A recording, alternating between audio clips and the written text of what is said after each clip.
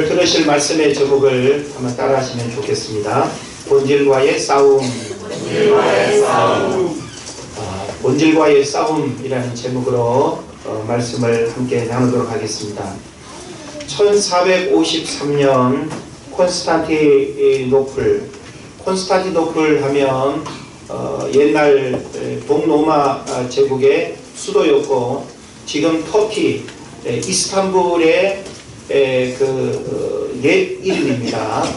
그래서 이 콘스탄티노플에서 유명한 황당 논쟁이 있었습니다. 이 시대는 종교개혁이 일어나기 전이었기 때문에 그 로마 캐톨릭이 아주 유럽에 번성하던 그런 시기였고, 또 로마 교황청에 아주 그 반성경적인 비성경적인 그런 교리와 그런 것들로 많이 부패하고 또 어떤 종교개혁이 일어날 수밖에 없는 그런 아주 시대 환경이었습니다. 그런데 세례를 베풀려고 떠놓은 성수에 파리 한 마리가 빠졌습니다. 큰일 났네요. 그래서 어떻게 해야 될까? 뚜껑이 열려있는 이 성수에 파리 한 마리가 빠졌습니다. 그래서 어찌 보면 오늘날 우리의 그냥 시각으로 보더라도 별것 아니고 물 버리고 샘을 떠오면 되는데, 이 일로 그 당시에 편이 갈라져 버렸습니다. 그래가지고 성수 오염파라고 해서 하나의 파가 만들어졌는데, 파리 때문에 성수가 오염되었다고 주장하는 한 무리가 또 이렇게 형성이 됐습니다.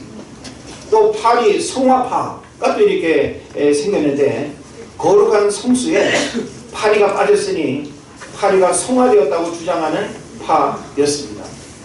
그래서 그 싸움을 계속 결론 없이 이렇게 하다가 결국은 교회와 또 그 시대의 어떤 상황이 함께 이렇게 맞물리면서 이 로마 캐톨릭이 점점 쇠퇴기에 접어들고, 그리고 종교개혁이 일어날 수밖에 없는 이런 이제 일들이 있게 됐습니다.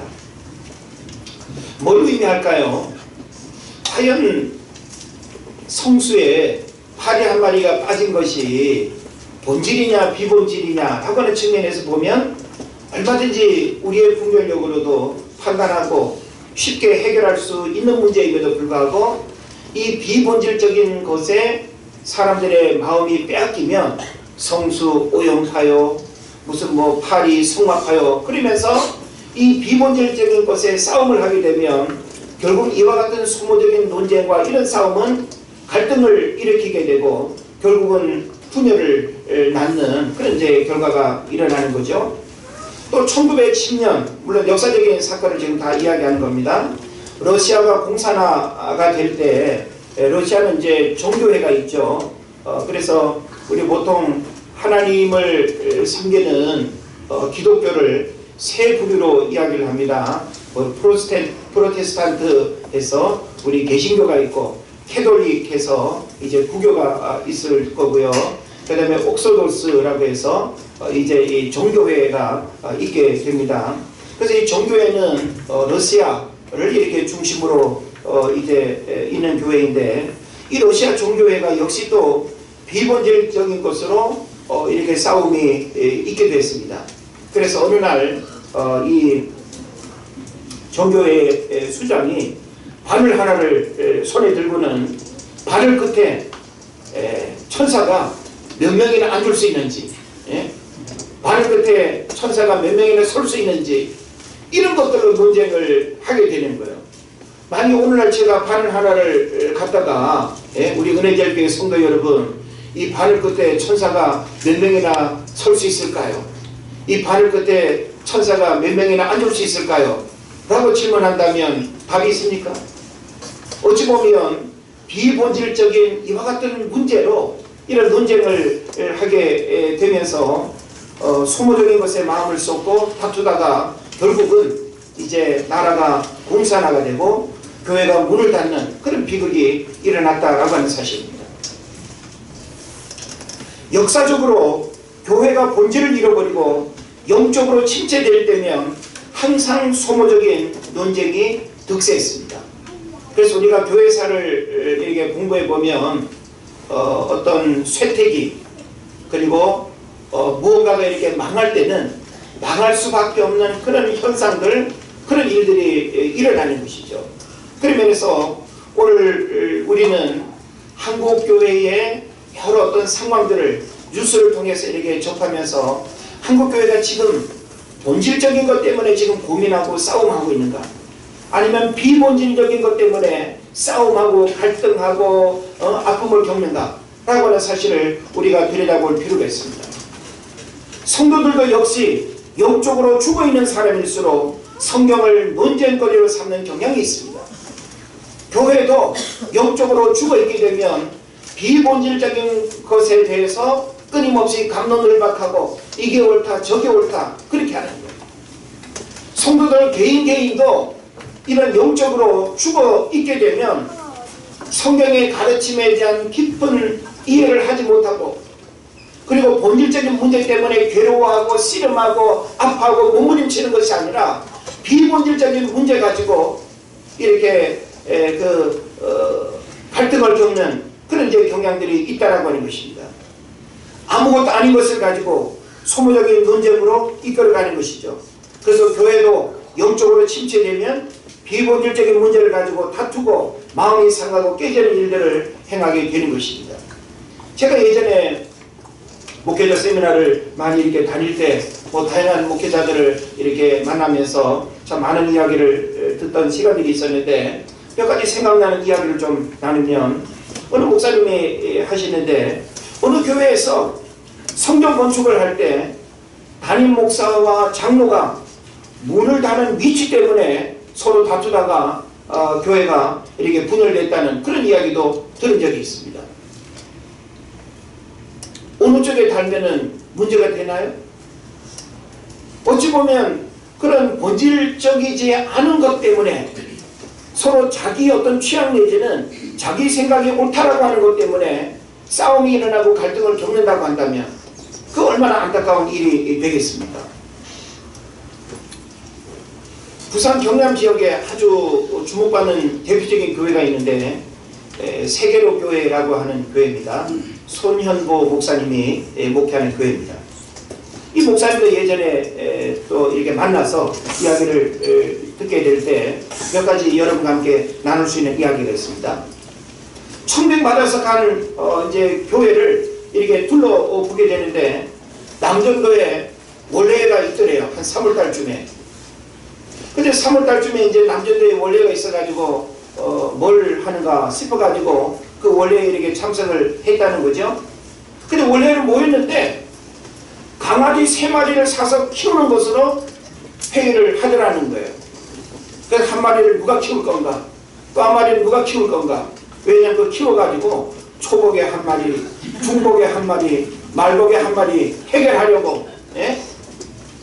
남전도회라고 하는 그 모임에서 강아지 3마리를 사가지고 이걸 누가 키울 건가를 가지고 의논하고 이걸 회의하는 모임이다라는 거예요.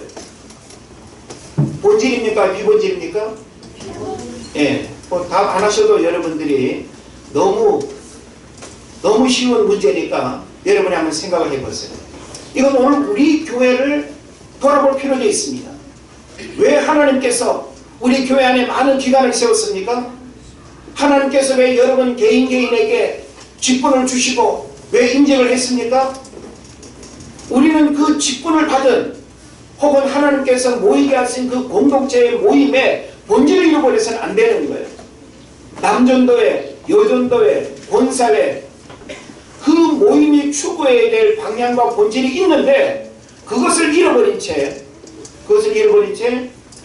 강아지 3마리를 사가지고 누가 키울 건가를 의논을 한다고 한다면, 오늘 교회에서도 사실 과거에 보면 여전도회 모임 안에서 설날이 가까우면 떡 만들어가지고 떡국 파는 거, 참기름 파는 거, 파는 거, 그런 일로 많이 이렇게 소모적인 시간을 보냈죠.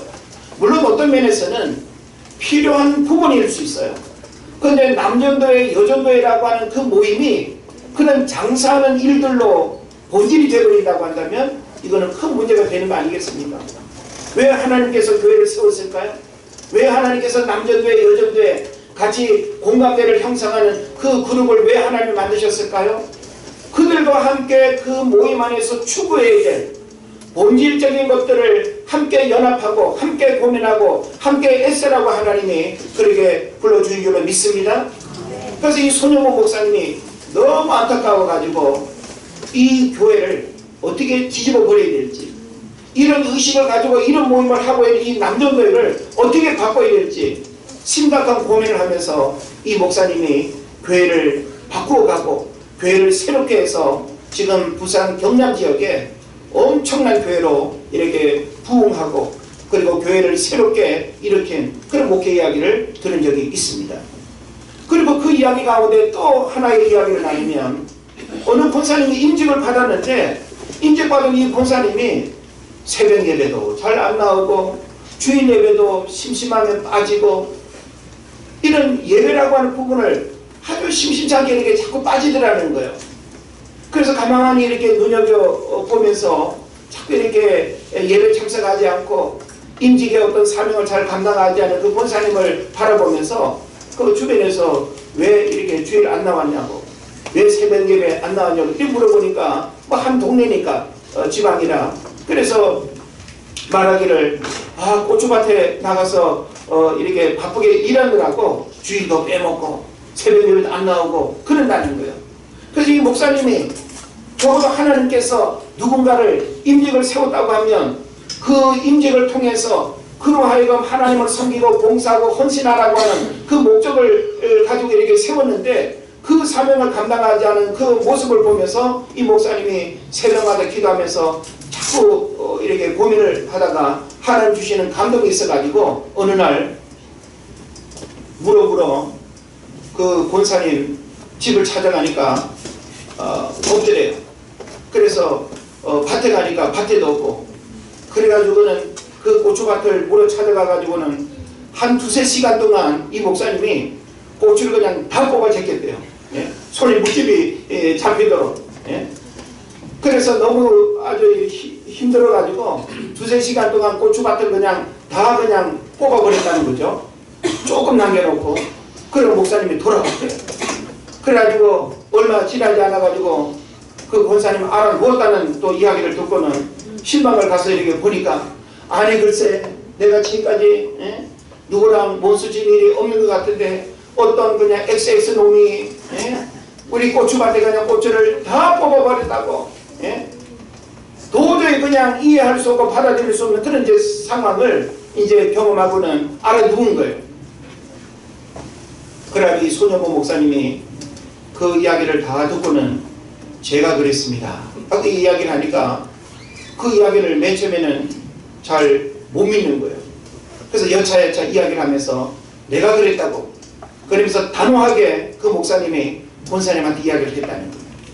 권사님, 왜 권사님이 되셨습니까? 권사님이 해야 될 일이 뭡니까? 예배가 중요합니까? 주의를 지키는 게 중요합니까? 고추밭에 가서 일하는 게 중요합니까? 물론 농사를 짓면 그 철마다 때마다 농부의 손길을 필요하는 건 너무나 잘 알죠. 그런데 구원받은 하나님의 백성이 임직받은 임직자가 그렇게 열심히 하지 않는 모습을 보고는 그렇게 아주 호되게 잔소리를 한 거예요. 그러더니까 그 권사님이 일어나서 무릎을 꿇고는 눈물을 뚝뚝 흘리면서 그 고추가 뭔데 하면서 회개를 했더라는 거죠. 그래가지고는 그 목사님과 함께 교회를 새롭게 하고 교회를 일으키는 일에 열심을 내고 해가지고 11명이가 전도해가지고 세례받게 하는 일이 일어날 정도로 이런 일꾼이 됐다는 그런 이야기를 제가 또 책을 통해서도 읽고 또 그 목사님을 통해서도 읽은 적이 있습니다. 오늘 우리는 개인의 직분뿐만 아니라 교회 안에 하나님께서 허락하신 어떤 기관과 모임도 그리고 교회라고 하는 공동체도 여러분 개개인을 하나님이 구원하신 목적도 거기에는 분명한 하나님의 의도가 있고 그 분명한 어떤 본질이 있는데 본질을 망각하고 본질을 잃어버린 채 우리가 세상에서 시간을 낭비하고 내가 좋아하는 일에 시간을 빼앗긴다고 한다면 하나님은 본질에 씨름하지 않고 본질적인 것에 싸움하지 않은 그 일에 대해서 하나님이 분명히 교회에 대해서 물을 것이고 우리 개개인에 대해서 물으신다라고 하는 사실을 여러분 깨달으시기를 바랍니다. 가정에서도 비본질적인 문제 때문에 갈등을 겪는 경우들이 있다고 합니다. 부부가 치약 짜는 것 때문에 이혼했다는 이야기도 듣습니다. 남편은 중간부터 푹 눌러 짜는데 부인은 끝에부터 꼼꼼하게 그냥 말아서 짜는 그런 습관이 서로 달라가지고 그것 때문에 옥신각신 다투고 싸우다가 서로 못 살겠다고 이혼했다는 이야기도 있습니다. 화장지 안쪽으로 풀 것인가 바깥쪽으로 풀 것인가 걸어놓는 거 이것도 싸움이 된다는 것이죠. 우리는 교회에 와서 서로 다른 생각 서로 다른 어떤 방법을 가진 성도들이 교회에 와서 음식을 준비하고 혹은 청소를 하고 무슨 의자를 정리하고 하는 그런 일이 있어서 방법이 서로 다를 수 있죠. 방법이 다르다라고 하는 것은 본질적인 게 아닙니다. 비본질적인 겁니다. 이렇게 하면 어떻고 저렇게 하면 어떻습니까? 우리는 내 생각이 옳다라고 하는 것, 내 생각을 관철해야 된다는 그 생각 때문에 서로 마음 붉히고 마음 상하고 얼굴 붉히고 갈등 겪고 거친 표현 때문에 서로 그냥 경계를 하고 이것은 교회 안에서 우리가 조심해야 될 부분이 아닌가 하는 생각을 해봅니다. 오늘 우리는 신앙생활 속에 본질과 비본질이라고 하는 거 목회자가 일러주지 않아도 우리들 스스로가 뭐가 본질이고 뭐가 비본질인지 우리는 그냥 자연스레 그런 부분을 구분할 수 있습니다. 그래서 오늘날 많은 사람들이 비본질적인 것에 마음을 빼앗기고 비본질적인 것으로 많은 갈등을 겪는다라고 하는 것은 오늘 우리가 많이 생각하고 고민해야 될 문제가 될 것입니다.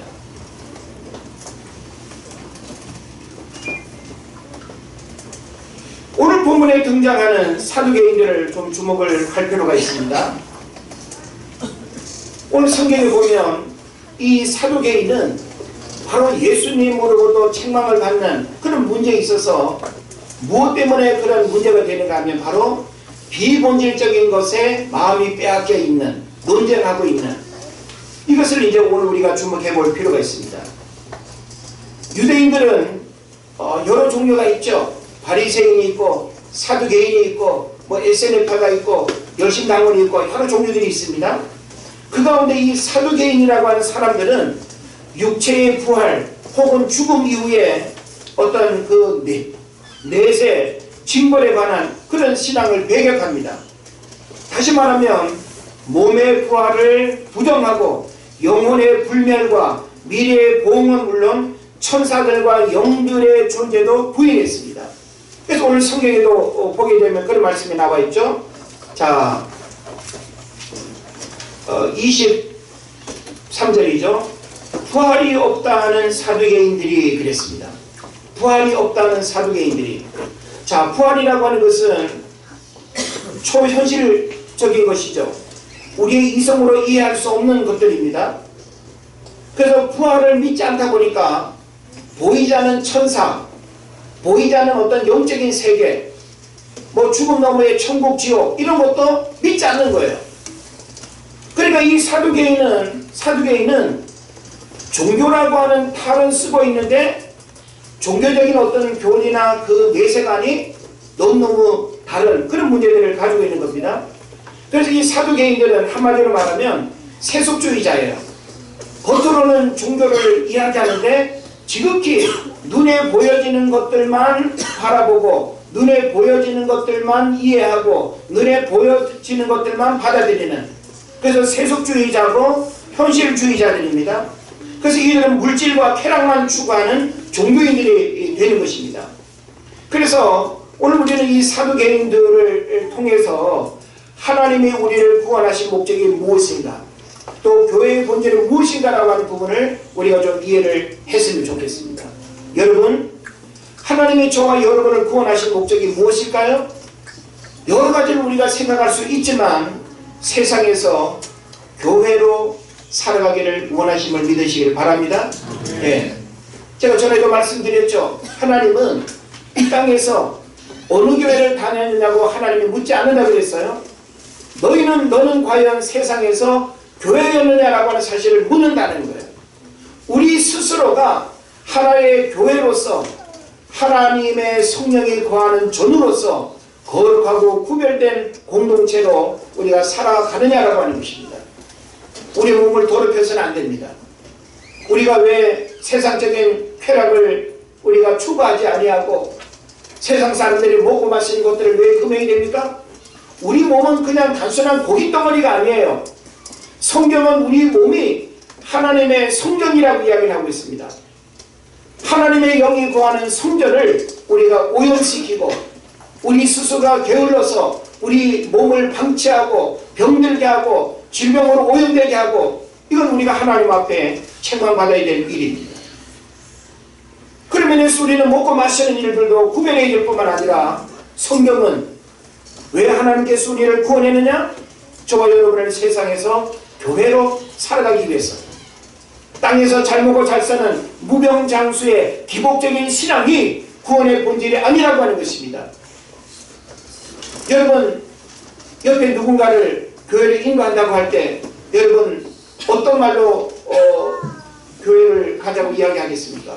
예, 교회 가면 공부 잘하게 돼. 이 사람아 교회 가면 결혼 잘해, 부자 돼, 성공해, 아프지 않아.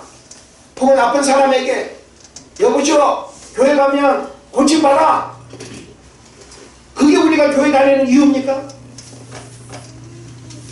그것은 너무나 부수적인 거예요. 우리가 구원을 받고 우리가 예수를 믿는다는 그 이유는 영혼의 구원인 것입니다. 영혼의 구원받지 못한 상태에서 예수 믿으면 잘 된다라고 하는 세속적인 것을 바로 기복신앙이라고 하는 겁니다. 예? 기복신앙은 우상을 숭배하는 여타의 모든 종교들이 우리보다 더 특별한 열심을 가지고 그 복을 받기 위해서 예? 기둥뿌리라도 뽑아서 바치면서 그 복을 구하는 게 기복신앙입니다. 우리는 하나님을 예배하고 하나님 앞에 헌금을 드리고 하나님 앞에 기도하는 그것은 무엇을 달라고 요구하는 그게 아니에요. 우리가 구원받았다라고 한다면 구원받은 자의 삶은 하나님을 영화롭게 하고 하나님을 예배하고 그분의 뜻을 이 땅에서 이루어드리는 삶이 구원받은 자의 본질적인 모습인 거예요. 구원의 본질은 나를 통해서 내가 만나는 사람들이 구원받는 것입니다. 그리고 나를 통해서 하나님 나라가 확장되는 것이 개인 구원의 본질이 되는 것입니다. 하나님께서 여러분을 구원하시고 여러분을 통해서 또 다른 누군가가 구원받기를 원하세요. 이게 바로 구원의 본질입니다. 그런데 우리는 예수 믿고 내 마음이 평안해지고 그리고 내 삶이 행복해지는 지극히 인간적이고 세속적인 가치관, 그것은 우리가 예수 믿는 본질이 아니다라고 하는 사실을 알아야 되는 것입니다. 그 다음에 교회의 본질은 무엇일까요? 이런 상가교회도 있고 의리의리하게 지은 어느 한 지역에 그냥 우리의 시선을 사로잡는 그런 큰 교회들도 분명히 있습니다. 그러나 교회는 건물이 아닙니다. 교회는 에클레시아, 불러냈다는 뜻이죠. 예수 그리스도를 주로 고백한 사람들의 모임 자체가 교회예요. 그런 면에서 교회를 건물로 이해하면 안 됩니다. 교회는 들판에서도 교회가 이루어질 수 있고 산에서도 이루어질 수 있고 어디서든지 교회는 이루어질 수 있습니다. 그런 면에서 교회의 본질이 건물에 있는 것처럼 착각하고 모이면 끊임없이 더 넓은 공간, 더 편안한 공간, 더 우람한 공간으로 계속 그냥 옮겨가고 건물을 짓는 그 자체가 교회의 본질인 것처럼 한다고 한다면 이것은 잘못된 것입니다. 오늘 한국교회를 보면 너무 무리해서, 물론 우리가 모여야 하는 공간은 분명히 필요하지만 그 공간이 교회의 어떤 본질이고 목회의 본질인 것처럼 착각해서 성도들 하여금 어려움을 겪고 아픔을 겪는, 이것은 우리가 분명히 살펴봐야 될 문제가 될 것입니다. 교회의 본질은 영혼 구원이고 하나님을 예배하는 것입니다. 그래서 예수님도 내 집은 만민이 기도하는 집이라고 했습니다. 다시 말하면 교회라고 하는 이 공동체는 그 본질을 잃어버려서는 안 된다는 거예요. 교회는 수많은 사람들이 구원받아서 하나님을 예배하는 공간이고 하나님과의 영적 교제를 위해서 모여 기도하는 것이 바로 교회가 되어야 하는 것입니다.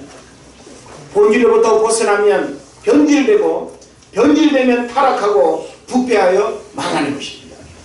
그러면서 우리는 나 개인의 신앙에 본질을 벗어나지는 않는 것입니다.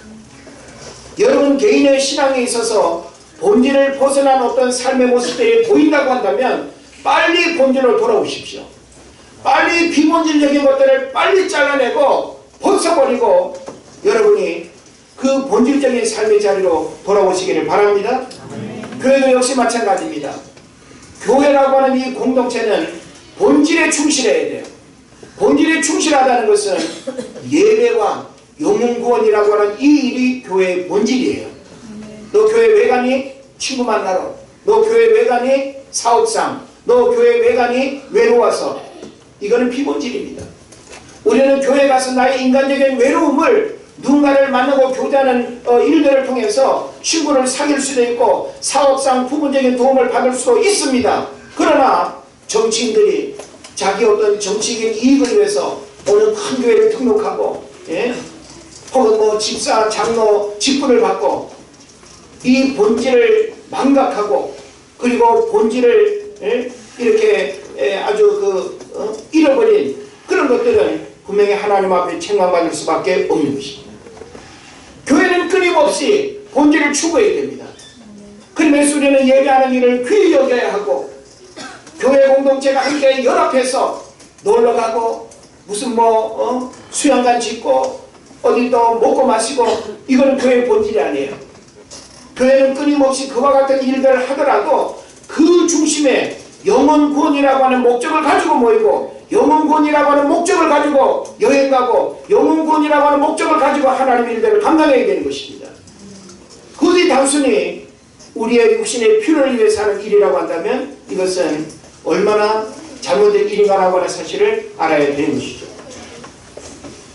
농부는 땅에 대한 깊은 이해가 있어야 됩니다.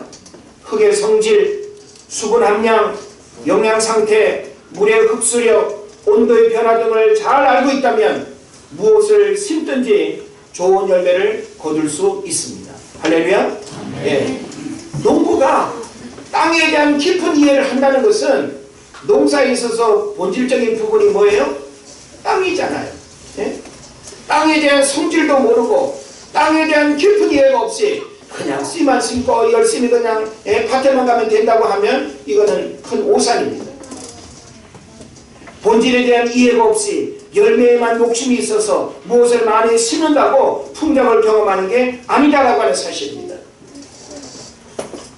우리 엄마들 독통 모임에서 예전에 읽기도 했는데 책 기적의 사과라고 하는 책이 있습니다. 일본에 사과 농사를 짓는 기무라 씨가 보통 사과 농사를 지면 농약 엄청나게 뿌리잖아요. 그죠? 그런데 이분이 어떤 그 농사 그 전문가로부터 새로운 농사법을 알게 돼서 나는 이 농사법으로 사과 농사를 지어보겠다 하고 이렇게 다짐을 합니다. 그러면서 일체 주변 이 사과 농사를 짓는 농가에서는 변함없이 그냥 농약을 치고 막 병충해를 예방하기 위해서 막 엄청나게 그렇게 농약을 살포하는데 농약을 일체 주지 않아요. 그리고 풀을 내지도 않습니다. 풀을 뽑지도 않습니다. 그러니까 이게 사과밭인지 풀밭인지 구분이 되지도 않고 시간이 지나면서 사과가 열매는커녕 전혀 열매가 맺히지 않는 그런 사과밭이 되어버립니다. 얼마나 고민이 되겠어요. 사과에서 열매가 나와야 쌀도 사고 먹고 사는데 나중에는 농기계까지 팔아서 생계를 유지해야 될 만큼 그 10년이라고 하는 그 시간 동안 자기가 선택한 그 사과 농장에서 정상적인 내다 팔 수 있는 열매가 하나도 맺히질 않아요. 그래가지고 마지막 극단적인 방법을 생각하고 산에 올라갔습니다. 산에 올라가서 보니까 누가 가꾸지도 않았는데도 매년 계절 따라서 열매들을 맺고 열매들이 떨어지는 그런 걸 보면서 땅에 문제가 있다는 사실을 발견합니다. 그러고는 땅에 뭐가 문제인가를 발견하고는 그 토양을 아주 유기농으로 퇴비나 그런 것들을 이 자연 상태의 걸로 이렇게 바꾸는 작업을 합니다. 그러면서 나중에 10년이 넘는 때에 첫 열매가 맺히고 그 다음부터 열매가 맺히는데 사과 하나에 100만 원에 팔렸습니다. 그 사과는 1년간 놔둬도 썩지 않습니다. 그냥 수분이 빠져서 쪼그라들고 마를 뿐이지 썩지 않는 사과로 소문이 났습니다.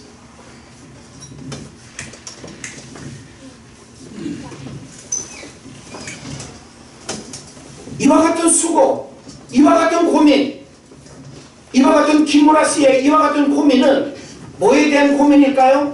단순히 열매에 대한 고민이 아니었습니다. 본질에 대한 고민이 이런 결과를 가져왔다는 거예요. 시간이 걸렸지만 그 본질에 대한 깊은 씨름, 그 본질과의 그 싸움이 그 누구도 흉내낼 수 없는 명품 사과를 만들어서 사과 하나에 100만 원에 팔릴 정도로 그 사과를 1년 전에 먹어보겠다고 주문하지 않으면 맛도 볼 수 없는 이런 사과 농사를 짓게 된 거예요. 그러니까 사과 하나가 100만 원이니까 숫자는 비록 작아도 얼마든지 수입에 문제가 없는 그런 결과를 가져온 것이죠. 제가 전에 또 이야기한 부분이기도 합니다. 전북 고창에서 포도나무 한 그루에 작년 2018년도에 4,500송이 열렸습니다. 기네스북에 올라갔어요. 포도나무 한 그루가 그냥 가지를 뻗어가지고 그 한 그루에서 4,500송이가 달렸다니까요. 보통 포도나무 한 그루에 한 50송이 정도 이렇게 열리는데 그 한 나무에서 100배의 포도송이가 열린 거죠. 이거 아무나 할 수 있는 일일까요? 여러분 궁금하시면 이와 같은 이야기 얼마든지 검색하고 책으로도 볼 수 있습니다. 친환경 유기농법으로 본질과 씨름하여 승리를 거둔 멋진 농부의 모습을 보게 됩니다. 그렇다면 오늘 우리의 신앙 생활에도 여러분이 지금 하고 있는 공부, 직장, 사업 거기에도 우리가 정말 고민하고 씨름해야 될 것은 뭘까요? 뭐에 충실해야 됩니까? 본질에 우리가 충실해야 되는 거예요. 예? 우리 이수영 기자는 책 읽으셨나요? 축적의 길이라고 하는 책이 있습니다. 거기 보면 우리 산업에 많은 위기를 진단하면서 개념 설계라고 하는 아주 중요한 이론을 이야기합니다. 우리가 지금 어려움을 겪고 이 어려움을 극복할 수 있는 비결로 개념 설계라고 하는 것을 이야기하는데 우리나라는 개념 설계라고 하는 부분이 많이 약하다고 이야기합니다. 이 부분은 다음에 이제 제가 설교에 좀 풀어서 이야기할 수가 있을 것 같은데 그게 바로 본질이에요. 오늘날 우리가 무슨 일이든지 본질에 충실하지 않고 본질적인 것들을 가볍게 여기면 잠시 잠깐 화려한 열매를 우리가 맛볼 수는 있을지 몰라도 결코 롱런하기는 어렵습니다. 우리의 신앙도 역시 본질에 씨름하는 사람이 어떤 영적인 비바람과 시험과 고난이 와도 흔들리지 않아요. 뿌리 깊은 나무가 샘이 깊은 물이 가뭄에도 메마르지 않고 비바람이 흔들리지 않는 것처럼 본질에 충실히 우리의 자녀들을 어려서부터 본질에 충실할 수 있는 자녀, 본질과 씨름할 수 있는 자녀, 본질이 견고한 자녀가 되도록 여러분 잘 가르치시기를 바랍니다. 네. 그러면서 오늘 저는 여러분에게 좀 구체적인 이야기를 하고 싶습니다. 오늘 우리가 싸워야 할 본질이 뭐냐? 우리의 믿음 생활 속에서 우리가 정말 몸부림치고 씨름하고 싸워야 될 그 신앙의 본질이 뭡니까? 저는 먼저 여러분에게 예배를 이야기하고 싶습니다. 따라합시다. 예배. 여러분은 예배를 어떻게 생각합니까? 드려도 되고 안 드려도 되는 게 예배입니까? 바쁘면 빼먹어도 되는 게 예배입니까? 힘들면 집에서는 편안하게 쉬고 드라마 보고 내가 시간을 드리고 하나님 앞에 예배할 수 있는 그 열심은 어디로 갔습니까? 우리들 신앙에 있어서 예배만큼 가장 소중한 본질은 없습니다. 신앙의 축복은 예배로부터 흘러가게 돼 있어요. 하나님은 예배를 통해서 설교자로 하여금 여러분에게 하나님의 말씀이 선포되게 하고 그 말씀을 듣고 기도하고 씨름하고 여러분의 삶 가운데 영적인 축복의 삶을 하나님 누리기를 원하시는 거예요. 예배는 나의 만족과 필요를 위해서 드리는 것이 아닙니다. 예배는 전적으로 하나님을 위해서 나의 모든 것을 드리는 게 예배예요. 그런 면에서 우리는 예배를 우리의 어떤 선택이 아니라 어떤 상황 속에서 내가 예배 드리는 일을 절대 포기하지 않겠다. 내가 아무리 힘들고 어려워도 내가 병원에 입원하지 않는 이상 내가 교회 가서 하나님을 예배하겠다라고 하는 이런 열심을 여러분이 하나님 앞에 인정받을 수만 있다면 그런 예배자의 삶에 부으시는 하나님의 놀라운 축복의 역사가 있게 될 줄을 믿습니다. 예배에 실패하면 신앙의 깊은 회의와 좌절과 절망이 찾아옵니다. 우리가 예배를 드리면 드릴수록 예배로부터 부어지는 은혜가 있습니다. 예배를 통해서 영적으로 살아나는 무언가가 느껴집니다. 예배를 통해서 하나님께서 우리에게 큰 은혜를 주시는 것을 우리가 알게 되는 것입니다. 그런 면에서 예배를 사모하고 예배 자리를 찾아가며 예배로부터 축복에 흘러가는 삶을 살아가시기를 바랍니다. 그래서 우리가 정말 씨름하고 싸워야 될 것은 예배를 방해하고 예배를 드리지 못하게 마음을 어렵게 하고 환경으로부터 다가오는 유혹과 어려움들도 떨쳐버리고 그래서 예배드리는 교회가 먼 것이 아니라 집이 멀다라고 하는 사실을 알아야 됩니다. 우리는 교회가 멀어서 자주 못 가고 교회가 멀어서 예배도 어렵고 교회가 멀어서 주일 지키기도 어렵고 정말 그렇습니까? 우리는 그것을 바꿀 필요가 있습니다. 교회가 먼 것이 아니라 집이 먼 거예요. 우리의 삶의 중심을 교회로 예배를 두고 살아야 된다라고 하는 것이죠. 그냥 우리가 본질적인 어떤 싸움을 해야 되는가 하면 기도가 우리가 정말 싸워야 할 신앙의 본질입니다. 따라합시다. 기도. 예배. 기도가 우리에게 있어서 본질입니다. 여러분은 기도를 언제 하시나요? 기도를 하신다면 왜 기도를 하시나요? 하나님은 우리로 하여금 기도를 문제 해결의 수단으로 이용하라고 기도를 우리에게 가르치신 게 아니에요.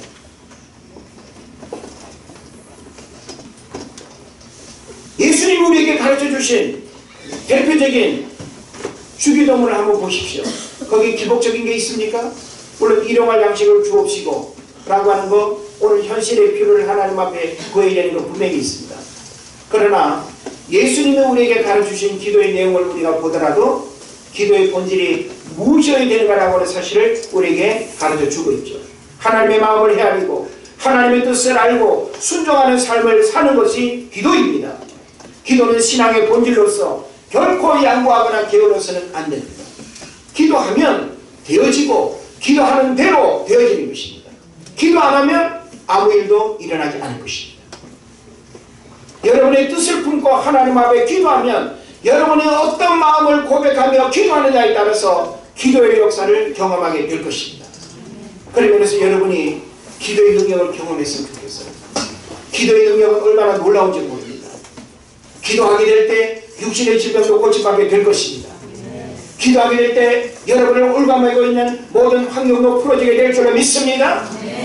기도하게 될 때 여러분의 자녀 문제뿐만 아니라 우리가 고민하는 노후 문제, 재정 문제, 결혼 문제, 직장 문제 모든 인생의 문제들은 기도를 통해서 하나님이 풀어가게 하는 그런 비밀이 있다는 사실을 깨달으시기를 바랍니다. 우리는 기도하지 않으면 그냥 쑥덕거리고 말만 하고 이러쿵저러쿵 그냥 이야기만 하기 바쁩니다. 그 입술로 하나님 앞에 기도하십시오. 여러분 자신을 하나님 앞에 맡기고 여러분의 자녀를 하나님의 손에 올려드리십시오. 하나님, 나는 이 자녀를 키울 수 없습니다. 나는 이 자녀를 책임질 수 없습니다.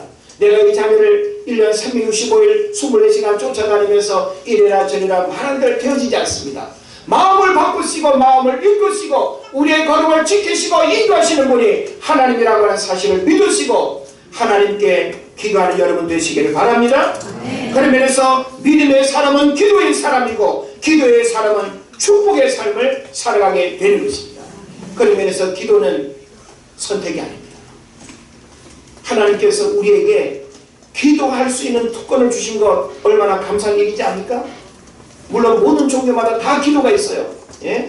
우상도 다 기도가 있습니다. 예? 비나이다 뭐 하여튼 열심히 빌고 바치고 하는데 그들의 기도는 대상이 누구예요? 어떤 문제도 해결해 줄 수 없는 나무 토막 돌덩이에 불과한 것입니다. 할렐루야.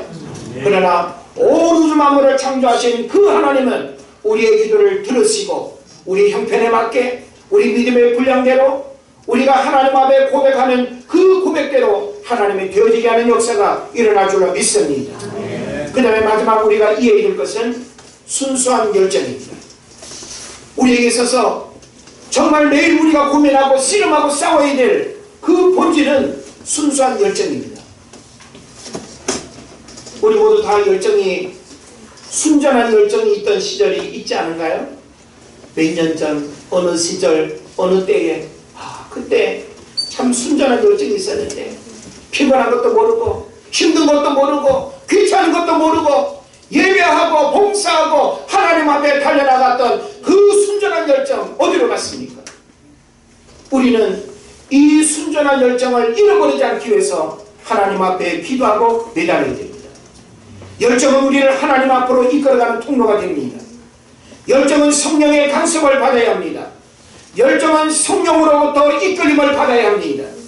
열정이 식어지면 신앙은 표류하고 목적을 잃어버리고 방황하게 되는 것이죠. 그런 면에서 우리는 수많은 본질들 가운데 신앙의 본질들에서 오늘 저는 여러분에게 이 세 가지를 강조하고 싶은 것입니다. 예배의 본질을 회복하자. 기도의 본질을 회복하자. 순전한 열정의 그 본질을 회복하자. 그래서 사두개인들은 진정한 예배가 없었습니다. 살아있는 기도가 없었습니다. 열정도 없었습니다.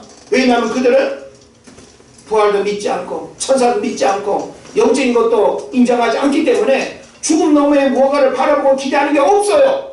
그러니까 지극히 인간적이고 세속적이고 현실적인 가치관으로 눈에 보여지는 것들만 마음에 들면 선택하고 살아가는 거예요. 사두개인들은 바로 그런 사람들이었습니다. 지극히 종교적인 행위에 머물러서 신령한 은혜와 축복을 경험하지 못하는 세속적 가치관이 삶의 기준이 되는 삶을 살아가는 사람들이었습니다. 본질을 잃어버린 사두개인은 구원이 있을 수 없습니다. 본질과의 싸움이 없는 사두개인은 영적인 축복을 경험할 수가 없는 것입니다. 그런 면에서 오늘 우리는 비본질적인 것에 얽매여 살아가는 우리의 부끄러움과 우리의 연약함들을 돌아볼 수 있어야 되는 것입니다. 비본질적인 것에 마음을 빼앗기면 여호와의 날이 이를 때에 가장 소중한 것을 잃어버리는 것입니다. 무엇이 비본질적인 것일까요? 여러분 한번 생각해 보세요. 우리에게 있어서 뭐가 비본질적인 것입니까? 의식주 문제 고민하는 거 비본질적인 겁니다. 주거 문제 고민하는 거 비본질입니다. 노후 문제 고민하는 것도 비본질입니다. 그래서 마태복음 6장 31절과 31절에 보면 33절에 보면 우리로 하여금 신앙생활하는 우리에게 뭐가 비본질이고 뭐가 본질이냐에 대한 아주 중요한 가르침을 주고 있습니다. 뭐라고 말합니까? 그러므로 염려하여 이르기를 무엇을 먹을까 무엇을 마실까 무엇을 입을까 하지 말라. 이는 다 이방인들이 구하는 것이라. 너희 하늘 아버지께서 이 모든 것이 너희에게 있어야 할 줄을 아시느니라. 그러므로 너희는 먼저 그의 나라와 그의 의를 구하라. 그리하면 이 모든 것을 너희에게 도와주리라. 할렐루야. 아멘. 본질은 주님의 나라와 주님의 의를 구하는 거예요. 비본질은 무엇을 먹을까 무엇을 마실까 무엇을 입을까로 표현되는 오늘 우리 삶에 눈에 보이지는 많은 것들이 다 비본질적인 거예요. 비본질적인 것 때문에 여러분 시간 낭비하고 나중에 후회하는 삶을 살지 마십시오. 우리의 믿음 생활은 본질과의 싸움입니다. 우리의 믿음 생활은 본질에 충실하게 될 때 하나님이 비본질적인 그 주변적인 것들은 하나님이 그냥 한 방에 다 해결해 주셔요. 예? 본질과의 싸움은 없고 비본질적인 것에만 마음을 빼앗기니까 오히려 우리가 더 망가지는 인생을 살아가는 것입니다. 그래서 날마다 본질적인 싸움을 통해서 더 하나님 앞으로 가까이 나아가고 신령한 은혜를 경험하고 하늘로부터 부어지는 축복을 누리는 여러분 되시기를 주 이름으로 축원을 드립니다. 기도합시다.